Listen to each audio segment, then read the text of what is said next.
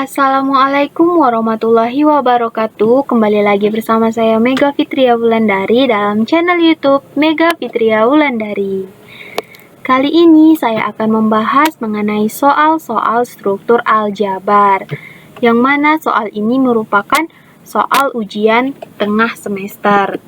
Nah, jadi video ini dibuat untuk memenuhi ujian tengah semester struktur aljabar, yang mana dosen pengampunya adalah Ibu Nita Putri Utami MPD. Dan video ini dibuat oleh Mega Fitria Wulandari 1814040067. Yuk langsung ke soalnya.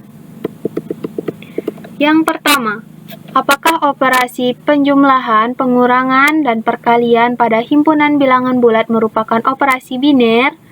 Buktikan. Jadi yang pertama kita buktikan terlebih dahulu penjumlahannya, baru ke pengurangannya, baru ke perkaliannya. Yang pertama penjumlahannya, kita akan membuktikan apakah penjumlahan merupakan operasi biner pada himpunan bilangan bulat. Jadi untuk membuktikannya, langkah pertamanya kita harus menentukan himpunan bilangan bulat itu sendiri. Berarti kita harus menentukan Z-nya dulu, karena untuk membuktikannya, Z-nya itu tidak boleh himpunan kosong. Jadi, karena Z itu merupakan himpunan bilangan bulat, berarti ada min 2, min 1, 0, 1, sampai dengan tak hingga. Nah, konsepnya adalah A, B elemen Z, maka A ditambah B elemen Z. Jika kita misalkan A-nya 2, B-nya 1, yang mana 2,1 itu adalah elemen Z, maka sesuai konsepnya, 2 ditambah 1 sama dengan 3. Nah, karena 3 itu merupakan bilangan bulat, atau 3 itu merupakan elemen dari bilangan bulat, maka penjumlahan itu merupakan operasi biner pada himpunan bilangan bulat. Selanjutnya, apakah pengurangan merupakan operasi biner pada himpunan bilangan bulat? Kita masih menggunakan himpunan yang sama dengan konsep yang sama, hanya saja jika pada konsep yang pertama itu A ditambah B elemen Z, maka pada konsep yang kedua A dikurang B elemen Z, karena kita akan membuktikan apakah pengurangan itu merupakan operasi biner. Karena kita akan membuktikan pengurangan, berarti kita ganti tandanya dengan kurang. Nah, di sini kita masih menggunakan angka yang sama, yakni 2,1, yang mana 2,1 itu adalah elemen bilangan bulat, maka berlaku 2 kurang 1. 2 kurang 1 sama dengan 1.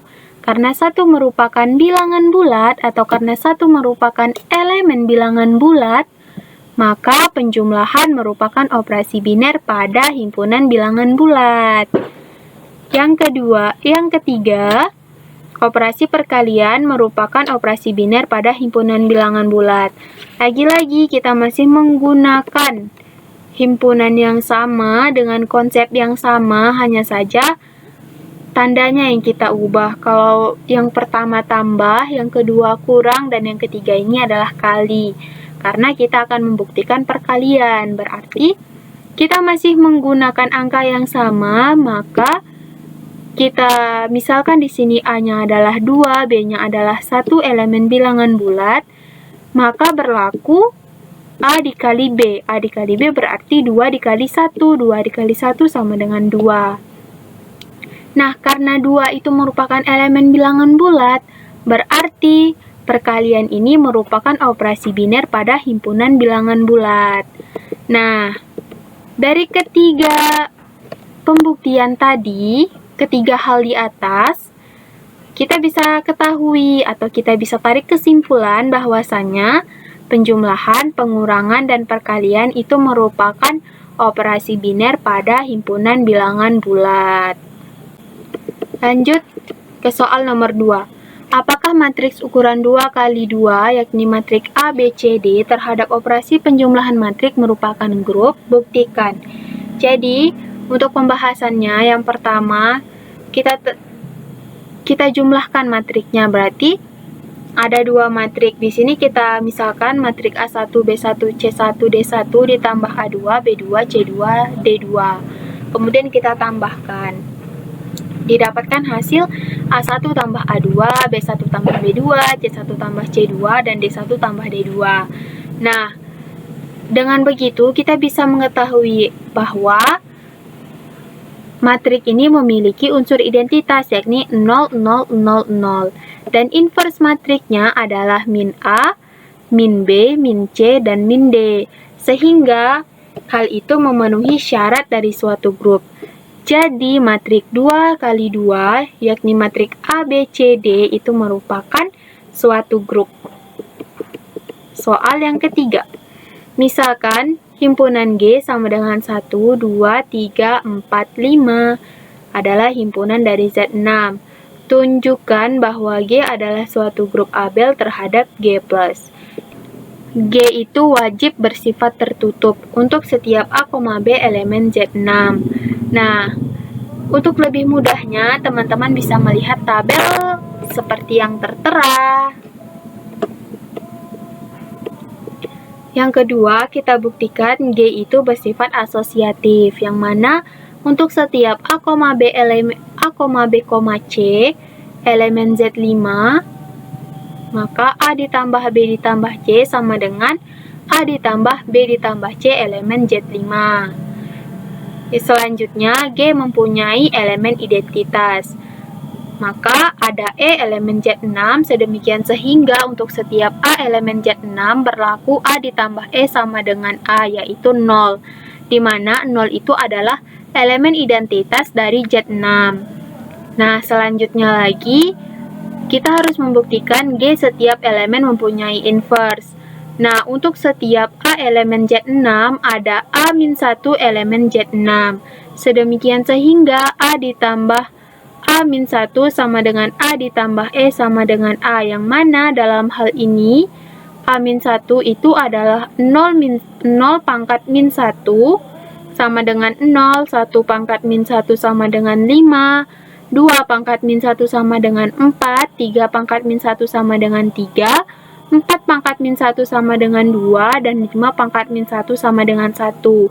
Dan yang terakhir kita harus membuktikan bahwasanya G itu bersifat komutatif, yang mana untuk setiap A, B elemen Z6, maka A ditambah B sama dengan B ditambah A elemen Z6. Jadi, berdasarkan hal-hal di atas, bisa kita katakan bahwasanya G itu adalah suatu grup yang bersifat Abel. Nah, selanjutnya kita masuk kepada nomor 4. Soal nomor 4 adalah G star suatu grup komutatif jika dan hanya jika untuk setiap A, B elemen G berlaku A star B kuadrat sama dengan A kuadrat ditambah B kuadrat. Karena di soal dikatakan jika dan hanya jika, berarti kita harus membuktikannya dari dua arah.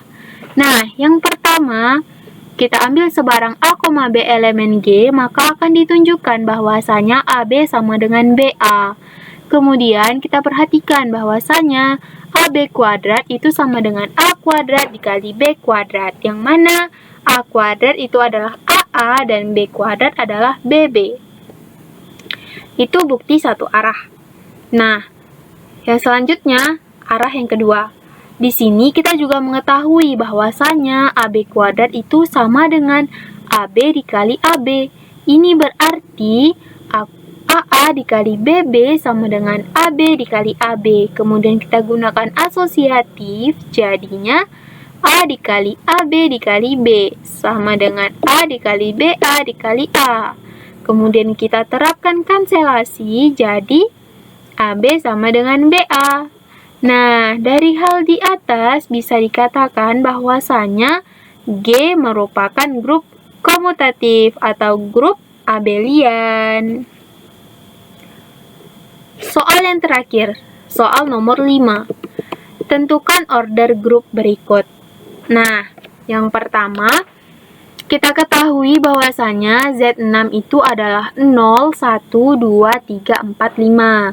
Nah, maka order grup atau mutlak dari Z6 itu adalah 6, yang mana elemen identitasnya adalah 0 pada penjumlahan. Di sini berarti 1 ditambah 1 ditambah 1 sampai 6 kali itu sama dengan 0. Maka mutlak 1 sama dengan 6. Nah, yang kedua, 2 ditambah 2 ditambah 2 sama dengan 0. Maka mutlak dari 2 adalah 3. Kemudian 3 ditambah 3 sama dengan 0. Maka mutlak 3 sama dengan 2. Yang keempat, 4 ditambah 4 ditambah 4 sama dengan 0. Maka mutlak 4 sama dengan 3. Yang kelima, 5 ditambah 5 sampai dengan 6 kali sama dengan 0, maka mutlak 5 sama dengan 6. Dan yang terakhir, 0 sama dengan 0, maka mutlak 0 sama dengan 1. Selanjutnya, yang B, Z, plus adalah grup. Nah, pada grup ini elemen identitasnya adalah 0 dan mutlak 0 sama dengan 1. Apabila kita perhatikan elemen-elemen di Z selain 0, maka tidak ada bilangan bulat positif N yang sebanyak N yang memenuhi N dikali A sama dengan 0. Yang berarti dia itu memenuhi A ditambah A sampai tak hingga ditambah A sama dengan 0 sebanyak N kali. Nah, itu maksudnya N dikali A sama dengan 0. Nah, oleh karenanya elemen selain 0 itu berorder infinite atau 0. Jadi, pada grup Z, penjumlahan atau Z, plus, tidak ada elemen di Z selain 0 yang berorder finite. Nah, maka grup Z, tambah itu maka grup Z, plus itu disebut grup torsion bebas. Dalam artian grup itu tidak ada elemen pada grup tersebut yang berorder finite kecuali elemen identitas. Nah, yang terakhir, saat himpunan 1, min 1, X. Nah, di sini order grupnya adalah 2, yakni min 1,1. Kita akan mengoperasikannya itu melalui tabel Cayley. Biar teman-teman bisa lebih memahaminya, maka kita gunakan tabel Cayley, kemudian kita akan memasukkan order masing-masing elemen. Jadi, kita buat dulu tabelnya X, kemudian ada min 1,1. Kenapa min 1 dan 1? Karena kan order grupnya itu adalah min 1,1. Nah, dari tabel itu bisa kita lihat bahwasannya elemen identitasnya adalah 1. Jadi, min 1 dikali 1 sama dengan 1, maka min 1 itu sama dengan 2, dan mutlak 1 sama dengan 1. Sekian penjelasan dari saya. Apabila ada kesalahan saya mohon maaf. Assalamualaikum warahmatullahi wabarakatuh.